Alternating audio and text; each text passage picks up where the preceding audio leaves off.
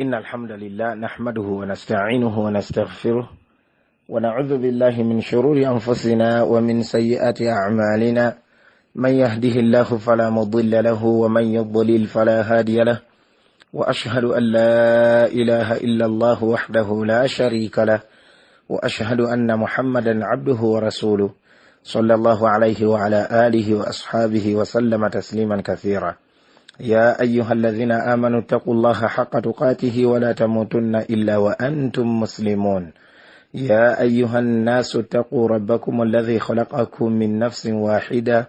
وخلق منها زوجها وبث منهما رجالا كثيرا ونساء واتقوا الله الذي تساءلون به والأرحام إن الله كان عليكم رقيبا. يا أيها الذين آمنوا اتقوا الله وقولوا قولا سديدا يصلح لكم أعمالكم ويغفر لكم ذنوبكم ومن يطع الله ورسوله فقد فاز فوزا عظيما. أما بعد فإن أصدق الحديث كتاب الله وخير الهدي هدي محمد صلى الله عليه وسلم وشر الأمور محدثاتها وكل محدثة بدعة وكل بدعة ضلالة وكل ضلالة في النار. Abuluganda bebitibwa assalamu alaikum wa rahmatullahi wa barakatuhu. Tukomyewo nate barakallahu fikum n'omusomo gwaffe oguyitibwa silsilatu durusin hawla aljanna, emisomo egyetoololera kujja nayo w'ekitiibwa Allah subhanahu wa ta'ala. Era ng'olwaleero tugenda kukwatagana n'ekikya yaffe eya namba 10 barakallahu fikum, era nga omutwe gwayo biidhinillahi tabaraka wa ta'ala gugamba nti alfuqara, abayitibwa abanaku oba abayitibwa abaavu, yasbiquna alaghniya ila aljanna, bagenda kulembera abagagga oba bagenda kusooka abagagga okuyingira ejjana ya Allah tabaraka wa ta'ala. wa barakallahu fikum wa kathara Allahu min amthalikum. Naye nga tetunnagenda mu maaso biidhinillahi tabaraka wa ta'ala, nsaba okubeera nti ndabula umma, nsaba okubeera nti ndabula abooluganda barakallahu fikum mwenna,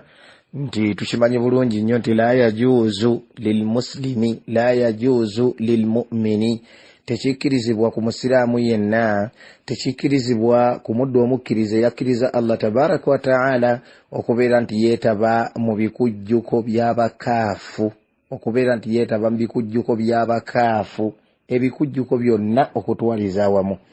La yajuuzu n'akamu n'akeddagala okwetabamu. Si mu ngeri y'okusanyuka, si mu ngeri y'okubeera mu ggandalo nabo ng'oli musiimu, si mu ngeri y'okwesunga, si mu ngeri y'okujaganya, si mu ngeri y'okujaganya, si mu ngeri yonna. La yajuuzu lil'abdi almu'min aw lil'abdi almuslim, tekikkirizibwa ku musiraamu yenna okwetaba mu bikujjuko by'abakaafu n'akamu n'akeddagala. Zino ennaku zitulimu bakujjuka bagamba nti simanyi Easter, basitudde emisaalaba, simanyi biki. La yajuuzu lilmuslim okubeera nti yeetaba mu bintu ebifaanaganako bwe bityo kwoyo ayagala okuuma eddiini ye, kwoyo ayagala okutuuka mu maaso g'owekitiibwa Allah subhanahu wa ta'ala ng'amusiimye.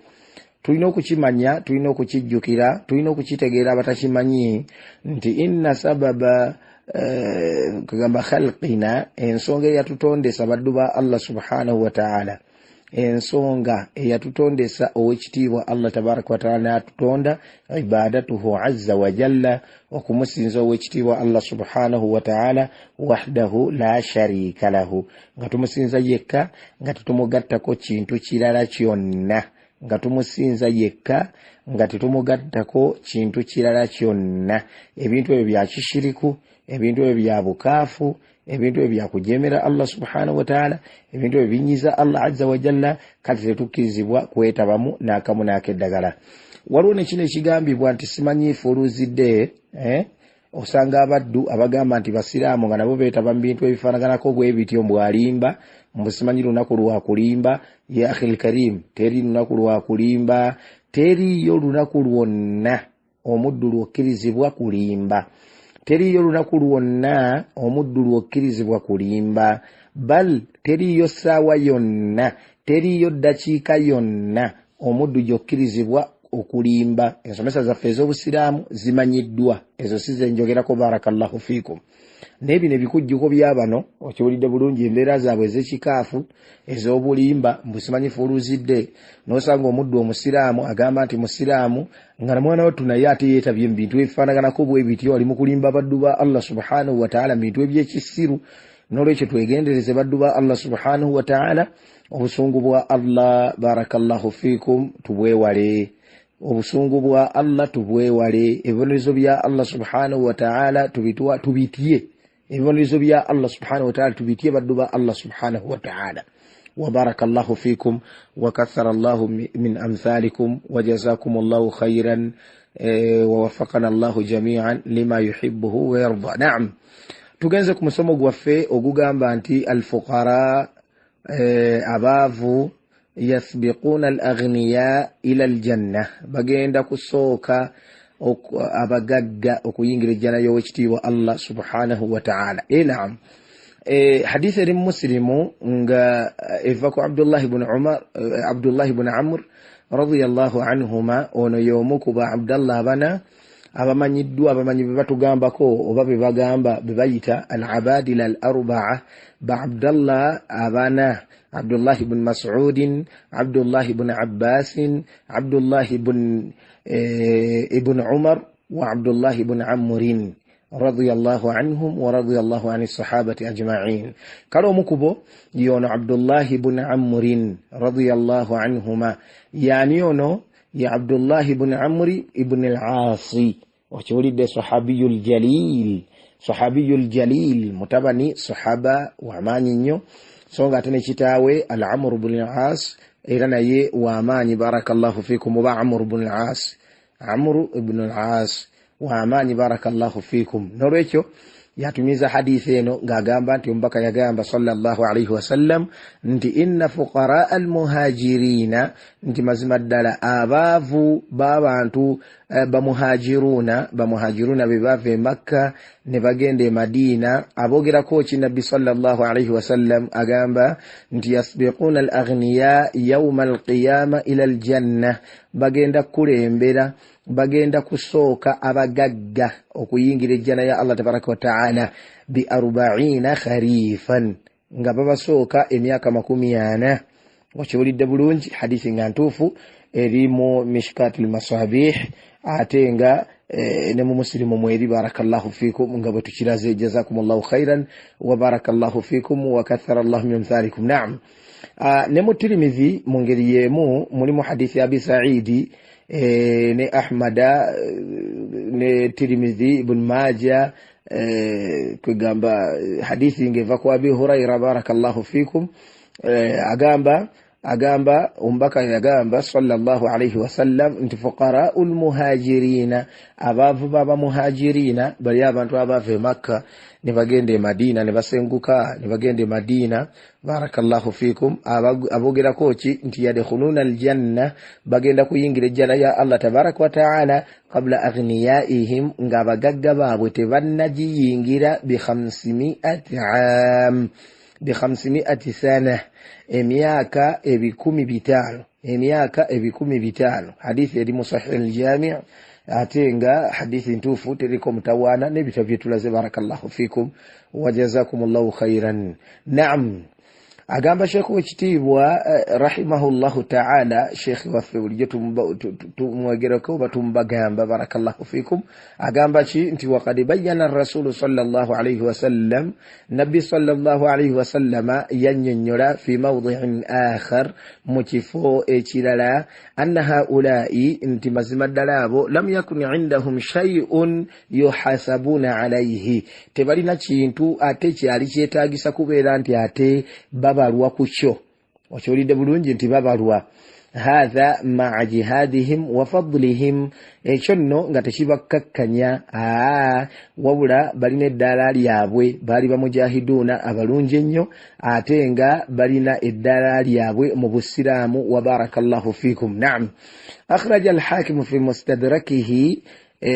hadithi ngevako Abdullah ibn Amr radiyallahu anhuma agamba nti mbaka yagamba sallallahu alayhi wasallam nti ata'lamu awwala zumratin tadkhulu aljanna min ummati owange omanye kibinja omanyi group egenda okusooka okuyingira ejjana mu umma yange qultu kyenva ngamba Abdullah ibn Amr kyava agamba Allah wa rasuluhu a'lam Allah subhanahu wa ta'ala numbakawe bebamanyi faqala nabina gamba sallallahu alayhi wa sallama inti fuqara'ul muhajirin bebavu ababa muhajiruna ababa antu abo ba muhajiruna yatuna yawmal qiyama ila babil janna bagenda kujja ku yawmal qiyama eri omulyango gw'ejjana bagenda kujja ku mulyango gw'ejjana wayastaftihuna basabe okuggulirwawo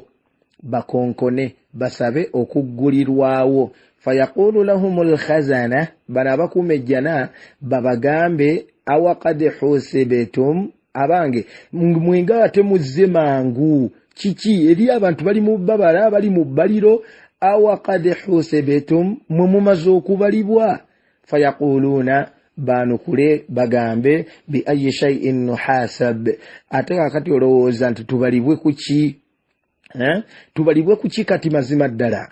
wa innama kanat asyafuna ala awatiqina fi sabilillah hatta mutna ala dhalika okiwulidde ebitala byaffe byalinga ku bibegabega byaffe nga tubiwanise amakulu nti twalwananga mu kkubo lya Allah tabaraka wa taala amakulu nti twayitiriza okulwana mu kkubo lya Allah w'ekitiibwa azza wa jalla okiwulidde bulungi twayitirira okulwana mu kkubo lya Allah subhanahu wa taala hatta mutna ala dhalik paka we twafiira ku ekyo okiwulidde bulungi paka we twajjulukuka ne tuva mu nsi ng'ekyo kye tuliko qala agamba nti fayuftahu lahum bagulirweyo amakulu ejjana ya Allah tabaraka wa taala fayaqiluna fihi 40 aaman baberenga kwegamba bafuna mwana wattu ku kayiluulaawo okiwulidde bulungi mu jjana ya Allah tabaraka wa taala okulya ku rahaawo okuwummulamu jasiti okiwulidde akatono mu jjana ya Allah tabaraka wa taala qabla an yadkhulaha annaasu ng'abantu tebannagiyingira emyaka 40 okiwulidde bulungi emyaka 40 ng'abantu tebannagiyingira bano bo bagiyingidde bali mu jjana ya Allah tabaraka wa taala hadithi ntuufu eri mu silsila sahiha ekya Sheikh waffe al-Albani rahimahullahu taala n'ebitabo ebirala wa barakallahu fikum wa jazakumullahu khairan wa kathara Allahu min amthalikum na'am ate mu Bukhari hadithi evaku Usama bin Zaid radiyallahu anhu ajija ku nabbi sallallahu alayhi wasallam Usama bin Zaid radiyallahu anhuma ajija ku nabbi sallallahu alayhi wasallam agamba nti nabbi agamba alayhi salatu wassalam nti qumtu ala babil janna nayimirira ku mulyango gw'ejjana fakana ammatu man yadkhuluha almasakin ngendo okwetegereza nga mwana wattu abasinga obungi okiwulidde mubagiyingira almasakin abantu abanaku abantu abaavu wa ashabul jidd محبوسون غير أن أصحاب النار قد أمر بهم إلى النار وشولد نغبانو أصحاب الجد ببالوا هم الأغنياء من المسلمين أبغاق مبسلام وشولد ngababadde ki mahbusuna ngabaliyawo kwegamba basibidwa bakyalindi kwegamba balinziddwa okiwulidde bulungi balinziddwa mahbusun bali awo basibiddwawo tebavaawo ghayra anna ashaba an-nar atenga mwana wattu abantu bo muliro oba kugamba bo kugenda mu muliro okiwulidde nga kadi umira bihim ila an-nar nga balagiddwa dda okubeera nti batwalibwa mu muliro gwa Allah tabaraka wa taala okiwulidde kakati bano ab'omujjana nabo bajja kuyingira nakani abagagga nabo nga bagenda kuyingira jjana naye mwana wattu nga bo bakyali awo okiwulidde bulungi nga bakyali awo wabula ng'ate bo bamasakini abayitiriza si misikini misikini nti gwofuba okubeera misikini oba okufuba okubeera fakiri mbulwa ejjana ya Allah subhanahu wa ta'ala ogiwangule ogiyingire mbagirawo mu bwangu bwe butyo abadan wabula baali bwe batyo naye ate nga mo mu jihad fi sabilillah, baali bwe batyo naye nga ate mo mu adhkar, baali nga bwe batyo nga mo mu swala, baali nga bwe batyo nga mo mu mirimu emirala. Barakallahu fikum, mu mirimu emirala. Jazakumullahu khairan wa barakallahu fikum, jazakumullahu khairan. Nolekyo abaavu Allah subhanahu wa ta'ala bagezeseza n'obwavu tetutya biidhnillahi tabaraka wa ta'ala. Tugume tusabe Allah subhanahu wa ta'ala kugamba tugabirire, tusabe Allah subhanahu wa ta'ala atusobozese tuberenga tuyimirizaawo emirimu eginatuviirako kubeera nti owekitiibwa Allah tabaraka wa ta'ala atuteeka mu abo abaavu abagenda okusooka okuyingira ejjana ya Allah subhanahu wa ta'ala. Wa barakallahu fikum وجزاكم الله خيرا وكثر الله من أمثالكم. نعم. وقد وقع في الأحاديث السابقة mwana watu tuchirabye mu hadith ezikulembedde anna al-fuqara yasbiquna al-aghniya bi 40 kharifan, nti abaavu bagenda kulembera oba bagenda kusooka abagagga okuyingira ejjana ya Allah tabaraka wa ta'ala emyaka 40. وجاء في حديث آخر أتم حديث اندلا إذا تجربي ب500 عام emyaka 15 okyolidde bulungi emyaka 15 kati ne waberanga waliwo okwonagana okyolidde bulungi naye nga ate si kwonagana. Barakallahu fikum wa wajhu tawfiq. Sheikh agamba nti okugatta ebyo baina alhadithain wakati wa hadithi ezebbiri أن الفقراء مختلفو الحال. abaavu mwana wattu obasanga nga bali mu mbeera ez'enjawulo, amakulu nti obwavu bwabwe nga busiŋŋana, wakiwulidde buli obanga bali mu mbeera ez'enjawulo. Wakadhalika al-aghniya n'abagagga bwe batyo, kama yaqulu al-Qurtubi rahimahullahu ta'ala, nga omumanyi waffe al-Qurtubi eri mu kitabo kye kiyitibwa at-Tadhkira kugamba bwe yagamba, wakiwulidde bulungi nga bwe yagamba. Barakallahu fikum. Kigambibwa kitya? falfuqara abaavu mutafawituna fi quwwati imanihim wa taqaddumihim. Abaavu mwana wattu basiŋŋana mu nankani mu nywevu bwa imaani yaabwe ne okulembera, okyolidde bulungi okukola emirimu emirungi, okukola emirimu emituufu, okuvuganya kujjana ya Allah subhanahu wa ta'ala. Kugamba basiŋŋana, okyolidde bulungi oba baawukana abaavu. wal aghniya kadhalik, ate n'abagagga mu ngeri y'emu era nabo bwe batyo, nabo basiŋŋana mu kutya Allah subhanahu wa ta'ala mu kukola emirimu egy'enjawulo. Barakallahu fikum.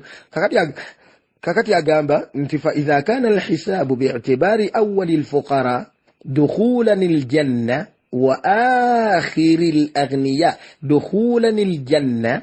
bwe kibeera nti kwegamba hisab okubala calculation kwegamba nga ekwata ku anaasooka, okiwulidde bulungi oba abaavu abanaasookera ddala okuyingira ejjana ya Allah tabaraka wa ta'ala, ate mu ngeri y'emu ng'ekwatagana n'abagagga abanaasemberayo ddala okuyingira ejjana ya Allah subhanahu wa ta'ala. Barakallahu fikum. fatakunu almudda 500 am. olwo nebbanga libeera litya? Libeera kwegamba lya myaka 5, libeera lya myaka 5. abaavu katuleete ekyokulabirako nti abaavu bali 100 n'abagagga bali 100. okiwulidde? kati abaavu definitely bagenda okusooka okuyingira ejjana eya Allah tabaraka wa ta'ala. kati nabbi sallallahu alaihi wasallam yagambye nti emyaka 40 mu hadithi endala, ate n'alaga emyaka 15. tubikwasaganye tutya? Sheikh kyannyonnyola wano barakallahu fikum nti bwe kibeera nga tubalidde ku baavu abanaasooka oba kale omwavu asooka okuyingira ejjana, ate n'omugagga agenda okusembayo, okiwulidde bulungi, okuyingira ejjana ya Allah tabaraka wa ta'ala, olaba nti distance oba kwegamba omuwaatwa gubeera munene nnyo, kubanga ono omwavu asooka nga bagenda kugendera mu mitendera, abaavu bali 100. kakati omwavu namba emu, okiwulidde, ate balyoka bagenda ku namba 2 namba 3 paka banamalayo 10, naye omwavu asooka. kakati ate n'omugagga, abagagga katugambe tutulesi kyokulabirako nti bali 100, okiwulidde bulungi. kati waliwo omugagga ajja okusooka okuyingira ejjana, owokubiraddeko, owokusatuladdeko, kati ate ow'e10. amakulu nti bayina omwavu asooka, wakati w'omwavu asooka ne wakati w'omugagga anaasembayo, okiwulidde bulungi. egyo emyaka gye yabala nabbi sallallahu alaihi wasallam egibeera 15. أما إذا نظرنا إلى آخر الفقراء دخولا الجنة نياتي بتبلا كتنولد أنا سيمبا يوم بافو كوينجر الجنة يا الله تبارك وتعالى وأول الأغنياء دخولا الجنة nomu gagga nasooka okuyingira ejjana ya Allah tabaraka wa taala obalaba nti abo babera kumpi na kumpi abavu bali 10 okyolidde asooka yasooka okuyingira okubiri paka ku 10 oba 10 yagenda okusembayo ate n'abagagga bali 10 ate omugagga asooka yagenda okusooka okuyingira ejjana ya Allah subhanahu wa taala okyolidde kati olaba nti babera baliraanaganye kamudda kabera katono وشورد بلونج إلى شيخ جاغامبا فتكون المدة 40 خريفا au nechibera nti period ekiseera kigenda kubeera emyaka 40 bi'tibari awal al-fuqara wa akhir al-aghniya wallahu a'lam. شيخ واتب وأقام بارك الله فيكم وجزاكم الله خيرا وكثر الله من أمثالكم ابنه برم النهاية يا ابن كثير جزاكم الله خيرا وبارك الله فيكم وجزاكم الله خيرا نوريك بردوا الله سبحانه وتعالى ومسمى فواليرو قبد انت الفقراء أبافو يسبقون الأغنياء إلى الجنة abavu bebagenda okusooka bebagenda okulembera abagagga mu kuyingira ejjana ya Allah subhanahu wa ta'ala bebagenda okusooka abagagga okuyingira ejjana y'owekitiibwa Allah subhanahu wa ta'ala okiwulidde bulungi n'olwekyo ate abagagga ate naffe tetuggwamu maanyi okiwulidde bulungi mu ngeri yeemu abaavu nga bwe twagambye nti banne tetuggwamu maanyi okiwulidde bulungi abaavu tubeere nga tuyitiriza emirimu emirungi tuyitiriza okutya Allah tuyitiriza okukola emirimu egy'enjawulo mu ngeri yeemu ate n'abagagga tetuggwamu maanyi mu mbeera eno abadan wabula tuyitirize okubeera nti naffe tukola emirimu emirungi obugagga bwaffe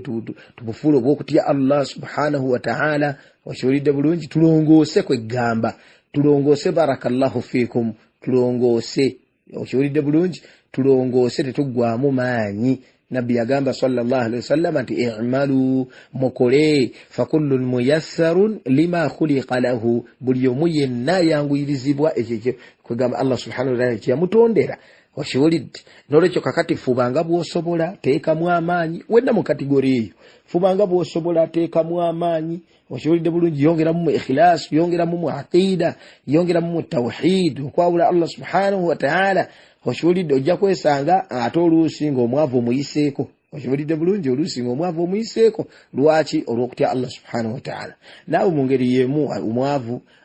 ate ojja naawe yongeramu amaanyi naawe yongeramu okutya Allah subhanahu wa ta'ala ikhlas tawhid oshiwulidde aqida entuufu wewale shiriki wewale bidai nyorera ku sunna zombaka Muhammad sallallahu alaihi wasallam mu ngeri yeemu ojja kulaba mwana wattu oba oliawo nga naawe Allah subhanahu wa ta'ala akutadde mu bantu abagenda okusooka okuyingira ejjana y'owekitiibwa Allah subhanahu wa ta'ala. Jazakumullahu khairan wa barakallahu fikum wa kathara Allah min amthalikum. Omusomo gwaffe ogwaleero biidhinillah katugukomyawo baddu ba Allah subhanahu wa ta'ala wabula nga tetunnafundikirira ddala njagala okutwala omukisa guno biidhinillah okubeera nti nsaba baddu ba Allah subhanahu wa ta'ala mwenna abalina obusobozi obukola hijja ku mulundi guno ebintu si byangu barakallahu fikum. N'olwekyo mujje mu office mwewandiise okiwulidde bulungi bekikwatako mujja basangayo okiwulidde mujje enteekateeka zikolebwe biiznillahi tabaraka wa ta'ala obudde buweddeyo baddu ba Allah obudde buweddeyo ogwokunaku guno twaguyingidde twabategeeza dda nti mamlaka eyagala ogwokutaano ng'emanyi bulungi nnyo abagenda okukola hijja era begenda okutegekera biiznillahi tabaraka wa ta'ala. Nalicho togayala mu dua Allah nga Allah akuwadde obusobozi beera ng'ofaayo biidhnillahi tabaraka wa ta'ala teweerabira nti rukunun min arkanil islam mpagi namba eyokola hijja mpagi namba mu mpagi z'obusiraamu baddu ba Allah subhanahu wa ta'ala tufube okulaba nti tugituukiriza nga bwe tufuba okulaba nti tutuukiriza eswala nga bwe tufuba okulaba nti tutuukiriza shahada nga bwe tufuba okulaba nti tutuukiriza swawumu nga bwe tugezaako okubeera nti tutuukiriza zaka mu ngeri yeemu ne hijja nayo mpagi mu mpagi z'obusiraamu tubeere nga tugituukiriza biidhnillahi tabaraka wa ta'ala ate ne weekitiibwa Allah subhanahu wa ta'ala ajja tuteeramu baraka mu mirimu gyaffe biidhnillahi tabaraka wa ta'ala. Jazakumullahu khairan wa barakallahu fikum wa kathara Allah min amthalikum. Subhanakallahumma wa bihamdika ashhadu an la ilaha illa anta astaghfiruka wa atubu ilayka. Wassalamu alaykum wa rahmatullahi wa barakatuh.